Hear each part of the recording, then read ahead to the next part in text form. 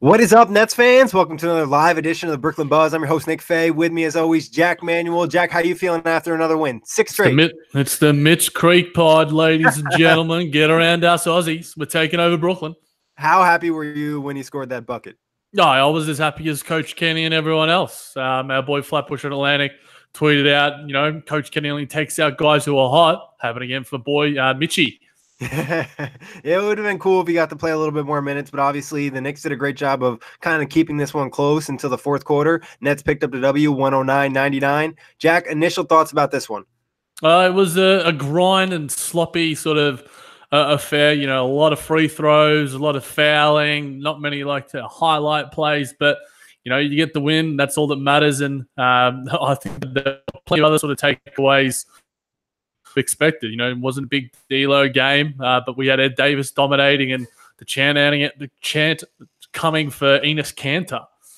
Yeah, Brooklyn Brigade doing their thing. Like you said, Jack, they pretty much did exactly the opposite of what we wanted them to do. We said we wanted them to come out with a strong first quarter, kind of play great defense, and that just didn't happen. But then pretty much from the second quarter on, they got some momentum. Third and fourth quarter, they kind of took care of business. Yeah, that first quarter was frustrating and sloppy. All those sort of adjectives. But at the same time, you sort of felt that the Nets were always going to go on a mini run. And it was our boy Theo Pinson really stepping up. Shabazz Napier was able to get to the line of heat, but Theo was just hot. He was fuego from the perimeter. Yeah, he had a big impact in that second quarter when the Knicks were starting to pull away. He came in, knocked down a couple threes. Obviously, this is really his first game getting big minutes, playing 25 minutes tonight, 19 points, 5-11 from the field. Also an impact on the boards, 8 rebounds, 2 assists, a couple sloppy turnovers, but 2 steals in there too. Yeah, I was really big on the Theo Pinson game. I think he sort of proved to the coaching staff and to Nets fans that, he's a ready-made NBA player. Obviously, there's some kinks in his game, but the three ball just looked confident and smooth. We certainly weren't hot from the perimeter tonight by any stretch of the imagination. But thank the Lord for a guy like Theo Pinson who was just doing the right things. How much confidence did this give you? Obviously, we still don't know anything on Dinwiddie in terms of he's going to get surgery or play through the pain. Give you in terms of his absence if it were to happen? A little bit, Nick, because I think it could be maybe some false pretenses versus a team with the caliber of the New York Knicks. Not to throw shade, actually, to throw shade. I like it. But at the same time, you do it against who the opponent is given to you. So I think that it was a good performance, but at the same time, if this were to happen against a playoff team or even a fringe playoff team, it would probably give you a little more confidence going forward. There's a chance he could see minutes too. Obviously, RHJ went down in this game. We'll talk about that in a little bit. But Ed Davis pretty much dominated this game. 17 points, 6 of 8 from the field, 11 free throw attempts, 7 offensive rebounds, 9 defensive, so 16 for total. And he was just muscling the young Knicks. The absolute monster. Tonight's MVP. Player breakdown hopefully coming in a matter of hours as well. But he was just absolutely feasting on the boards. He was pushing around Mitch Robinson and Noah Vonleh. We sort of I talked about, Jared Allen could be in for a big game due to his rebounding, but I failed to miss the big boy Ed. He was just absolutely just forced and was just gobbling up offensive rebounds, giving extra plays. It was just a sensational night from him. Yeah, you got the position right, at least. You got the center position. You knew who was going to dominate, so that's all that really mattered. And, the Nets probably don't win this game without Ed, and I thought the depth tonight was amazing. I don't know what they finished with in terms of total bench points, but I know at one point they were at like 50 or 60. They pretty much carried the Nets in this game where the starters kind of struggled to start. 37, 44, 54, 71, 72 bench points, Nick. It's a lot of bench points. Obviously, it's a blight someone on the starters, but you're going to have times where your bench unit's going to step up, and tonight it was, and it was a bit sad to see Rondé go off with the blood. Hopefully, it was just a couple. It's just going to require a few stitches and not concussion or anything. But it was a nasty head knock. But I really liked his game as well off the bench, and we know Shabazz obviously and Pinson, who we talked about, and Ed Davis as well, and Mitchie Creek chipping in with that free throw. Yeah, that 1 point was very important in this one. But I'm just messing with you, Jack. But like you said, Jack, the bench points, the top three scorers on the Nets all were on the bench. You know, Pinson, Napier, and Ed Davis. What'd you think of Shabazz's game? You know, it wasn't, I wouldn't say a great game, but it wasn't bad. He provided something. Yeah, I mean, he was sort of doing what we talked about in terms of the replacement for Dinwiddie. He was getting to the line at will. You know, 11 of his 18 points came from the line, 11 of 12 free throws. So, I mean, if he's going to keep on doing that, he's going to keep on getting minutes. You know, the three ball will hopefully fall a little bit better. Hopefully, he doesn't get caught up in the doubles as well. But I think that's a little bit on his teammates in understanding him as well. But I think when Napier and Davis were out there together, I really like their chemistry. And, you know, the Portland Trailblazers history is obviously there as well. So I thought Napier was serviceable. Yeah, I think that chemistry between him and Davis, it's like Shabazz is just like the tiny guy that can kind of slither through things. And then you got Ed Davis setting the tough screen. So it's like a good matchup. Like you said, Jack, the double teams definitely had an impact. Some of that's on his teammates. Some of it, I think, was Shabazz at times doing a little bit too much on his own. Then also, he's a little bit of a, like, I don't want to say a ball hog, but he's a little shot happy. And a couple times I feel like it would have been better if he passed the ball a few times and then took a shot. There's a couple times he went down and just pulled up from three. I think he can kind of cut those out, and then we're looking at a better game. Yeah, I think shot selection is an issue with a lot of guards, and I think it was an issue with our boy D'Angelo Russell in the past as well. So I think being able to have the right instincts and know when to pass, know when to take the shot, take the right shots, I think is a thing of it just requires intelligence that is just beyond, you know, it's just a general game sense, which I think will come for Shabazz. Obviously, he's going to see some extended minutes. We'll have to wait and see, obviously, on the Dinwiddie injury front. But he'll learn, and you know, he led the team in minutes with Joe Harris tonight with 28, as well as Ed Davis. So you can't knock that. He was earning the faith. Yeah, and talking about minutes, obviously D'Angelo dealt with some foul trouble in the first half. What'd you think of his game tonight? You know, obviously a slow start, but he kind of bounced back in that fourth quarter, late third quarter. Yeah, I think most guys in terms of the starters were able to contribute a little bit once the bench sort of picked up the slack. Joe Harris and D'Angelo probably were the main fulcrum of that. So I thought that, you know, when you need to make the right plays, you know, Joe Harris was taking some. It feels like at least once a game he commits a charge as well. I think sometimes, you know, and it's always through a pass kick out rather than putting up a shot. So I'd rather at least put up the shot, because then at least you can feign the fact that it might be a blocking foul. But that's just obviously, you know, it might seem sacrilege to hear your boy criticizing Joe Harris, but I think that, you know, there's some tweaks that need to be made to his game, but he was still good enough tonight. It was just, you know, not the most pretty affair from many of the guys, apart from probably Ed Davis. Yeah, there were just a lot of out of sync, a little bit laziness, lack of engagement early, and also probably was a combination of some guys trying to do a little bit too much, knowing Dinwiddie was out. So I felt like on the D'Angelo front, you know, he struggled early. He just wasn't fully engaged. It's almost like he kind of took the first quarter off. We're kind of used to him having some nice defensive plays to start games. We didn't have that tonight. He actually had like a defensive lapse, but I like the fact that he bounced back in the second half and he was able to kind of contribute and help the team get the W, especially knocking down some of those threes. It felt like that was pretty much the dagger in this one. And like you said, Joe kind of struggled a little bit, but he still does enough out there where it's okay. What'd you think about Rodions, though? It wasn't a great game, but he still showed flashes of that, you know, great speed that we've talked about on the last few shows. Yeah, it's insane. Just like if there is some sort of a lane to the basket, then Rodions is going to attack it with ferocity. You know, he's got the speed, he's got the length, and any time that it's there, you know, he's going to take it. And there's going to be those opportunities for him because, you know, it's if the ball is rebounded quick enough or he gets the board, then, you know, he can really attack in transition, and you're confident with the ball in his hands. So he's always, and that's a really tough skill to sort of learn it, and really hard to defend, you know, because even then, you know, he might start to draw some contact and you know, start finishing through that against some and one plays. But those are some of the few highlights from tonight's game anyway. But Rodions continues to do some, you know, poor things in terms of the turnovers and some lapses, but there were plenty from the other guys as well. So you can't necessarily besmirch him for that. But I think it was, you know, him and D'Angelo, when they got those early fouls, it was just, it sort of left the team behind the mark a little bit.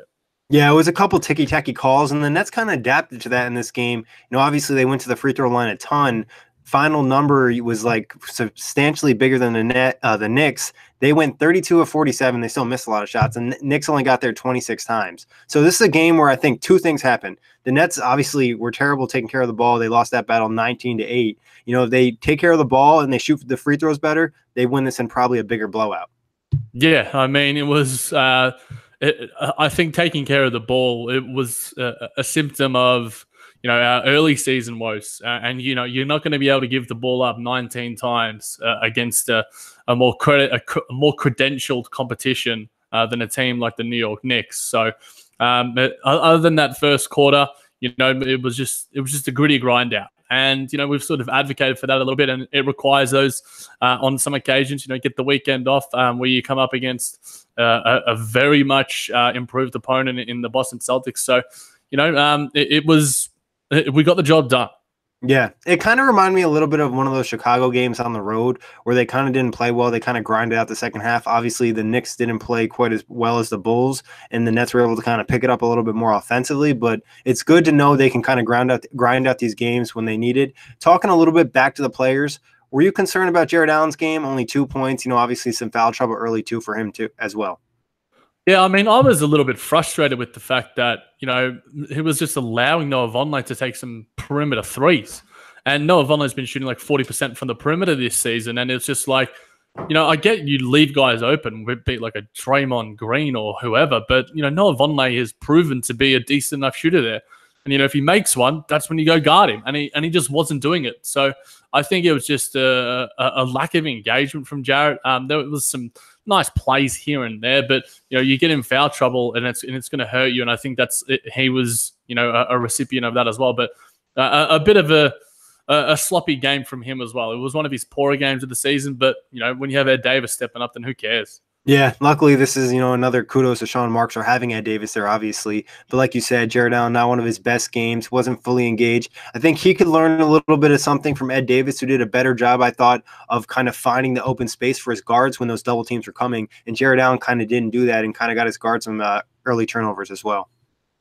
Yeah, I think that it was just a really sloppy offensive affair early on, allowing and defensive for that matter to allow a team like the New York Knicks to score 37 points. They were shooting like 60% or something from the field. And it's just like, what is going on here? Is Alonzo Trier Stephen Curry? It was just a very lack of engagement. It was just and I think the adjustments were made by Coach Kenny. Putting in the subs, giving them the extra minutes. A lot of guys, a lot of teams don't have that luxury, and the Nets luckily do have that depth, and we were able to use it to our fullest ability. Yeah, and that's without Spencer Dinwiddie obviously being out tonight, so the bench still stepped up. And this is kind of a feeling you get during Nets games. Oh, the starters aren't playing well. The bench is going to come in, and there's a 90% chance they're going to outplay the other bench and put the Nets in a better position now than they were before they came in. Yeah, exactly. And then the starters came in towards the end. They got, some nice points here and there. But I think that we didn't really, obviously we mentioned about Ed Davis's rebounding, but to win the boards battle 60-33, Ed Davis had 17 himself. So like he had half the amount of the New York Knicks rebounds. It's pretty insane. 18 offensive rebounds to 6. 3 times the amount of rebounds. It was just they were just bullied. They were just they showed their not necessarily immaturity, but lack of experience in that sort of area. Yes, Vonleh was good offensively, but he's not a 5. He's a stretch 5. And Mitchell Robinson, yes, he can finish hoops and he is a blocking machine, but he doesn't have the frame to compete with a guy like Ed Davis. So maybe they should have played Enes Kanter. But I think Enes Kanter is probably in a similar boat to what our boy Kenneth Faried is. There are reasons behind it, and we'll probably have to wait and see how that plays out. Maybe he'll stop eating burgers and he might earn some minutes. I really wonder if he ate all those burgers. Like, that is a ridiculous amount of burgers to eat in one sitting. Like, that's like, I don't even know if you and I could split that. Like, we're decently sized humans, but like, that's wild. But back to the point of the thing with here, I felt like not only was it the fact the Knicks were so young in their youth, they were switching so much, so they put themselves in a lot of mismatches where Ed Davis had a smaller guy or somebody was trying to come over. Also, another area where I felt like Rondé did a good job for offensive rebounds. A lot of that was just kind of sticking his hand in there and getting some of those tips. Yeah, I think that Rondé in terms of his hand and his defense was a lot better tonight. And I really like the high-low action at times where, Daly would feed him and then Rondé would pass it off or kick it out. I think that provides us a nice little aspect to the offense, which probably we haven't had all season. And it's not necessarily the most effective, and you're not going to do it, more consistently than the high-low pick and roll and that sort of thing. But it gives us a variety to the offense that we haven't had, I hate. Yeah, it gives you a little more versatility as well. With Dinwiddie being out, you kind of need anything you can get offensively. Also, a couple nice plays via, Rondé with some passes out of the post. And also Ed Davis had a couple nice passes. And just a really good job from the backup front court. Yeah, I mean, I think with Dudley out as well and having Rondé, hopefully he can continue to use that opportunity for him. Hopefully the eye and the eye injury is just a couple of stitches and he can continue to hold this form and continue it going in against Boston, because it's going to be a big matchup and we're going to need as many healthy bodies as we can. Yeah, actually, I wonder if he might have broken his nose, because it was like almost around the bridge area right here. You saw the blood, and then it kind of looked like it was a little bit over here. I wouldn't be surprised if it was like stitches on his nose or right next to his eye, where he could probably play through it and just get a mask. Yeah, it's the worst spot to get hit as well. Like, yeah, it just hurts and it just makes you like a bull crying. And it's, you can sort of just empathize with Rondé. And, you empathize with Rondé in all situations because he's had just a real tough run of it. And he's, like we've mentioned before, just a heart and soul guy when it comes to the Brooklyn Nets. So we wish him well. And hopefully, as we hear the news, we'll report it to you guys. Yeah, exactly. It just sucks for him because every time he's like kind of getting healthy, he just gets hurt again. And it's some type of random injury that's just going to kind of hinder him. But Jack, any other thoughts on this one? No, I think that there wasn't a lot of takeaways from it, Nick, so to speak. But, you take the win, you move on to the next one. This is what you sort of want, one game at a time. These are the games we're expected to win, supposed to win. So we move on to bigger and better days. Yeah, I think this game, it wasn't ideal. They didn't win the fashion we hoped they would, but some guys developed. You saw some nice things from Theo Pinson. Shabazz probably got a little more confidence. Ed Davis did his thing. Rondé, if he comes back, maybe he can build some confidence off this game too. So I think there was positives to take away. We're going to have a better idea moving forward against a better team without Dinwiddie, if that's the case, which is obviously a concern because at times they really struggled not having two ball handlers out there. But that's an area where maybe Pinson can come in. Obviously, that's wishful thinking, but we'll have to see. Yeah, I mean, it'll be interesting to see how he comes up against guys like Marcus Smart and Terry Rozier and Kyrie Irving. Certainly a lot better than, Trey Burke and Damian Dotson and Alonzo Trier. That's to say the least.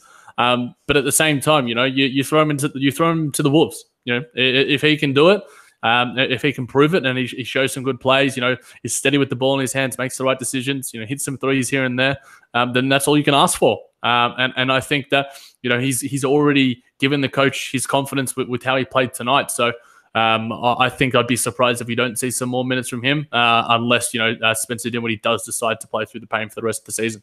Yeah, and maybe he even get some minutes sometimes if Dinwiddie is back, just because I think he provides something a little bit different. But that's for another day. Jack, just touch on the playoff race real quick. Nets still up 2 games on Charlotte and Miami. Detroit's 4 games behind. Washington's only 4.5 games behind. And Orlando now is 6.5 games behind. And it looks like the nail is probably in the coffin. Magic are 20 and 29.